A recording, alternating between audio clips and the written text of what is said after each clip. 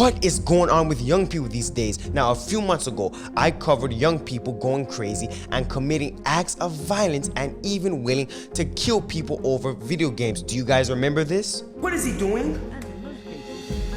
Smashing his TV. What is going on with these young people? Some of the motives from the young people, they killed their parents over video games, and others just killed their parents for no reason. Police in Tucson, Arizona say that a 13-year-old boy killed his mother on Tuesday over a fight over video games. What is going on?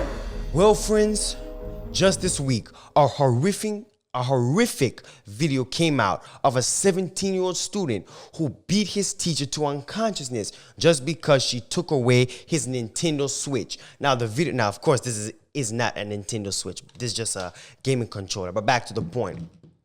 Now, the video it's too much for you guys to see, pretty much. So I'm just going to read what the news has to say on this. It says, a disturbing video shows a 6'6" Florida student beating a female staffer unconscious inside a school this week after she confiscated his Nintendo Switch video game device. The infuriated 17-year-old can be seen sprinting toward the female educator, who turns and spots her assailant.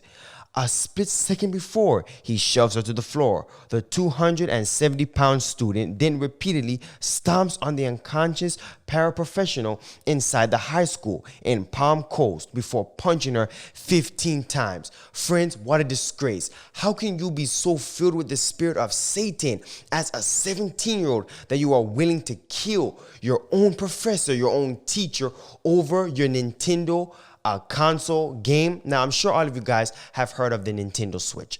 I have. It's all over in stores like your local Walmart, your Target, online, etc. It is used for playing video games. Now, video game addictions, especially among the youth, has reached epidemic, again I say, epidemic proportions. And when I say addiction, I'm serious. I'm not using that word just using it for using its sake. It is actually an addiction. Now, what is an addiction? An addiction is defined as a compulsive, chronic, psychological need for a habit-forming substance, behavior, or activity having harmful physical or social effects and typically causing well-defined symptoms such as anxiety, irritability, tremors, or nausea upon withdrawal or abstinence. So friends, what if I told you that some young people over video games now we're not talking about hard drugs, we're talking about video games, have gone through these similar withdrawal symptoms, okay?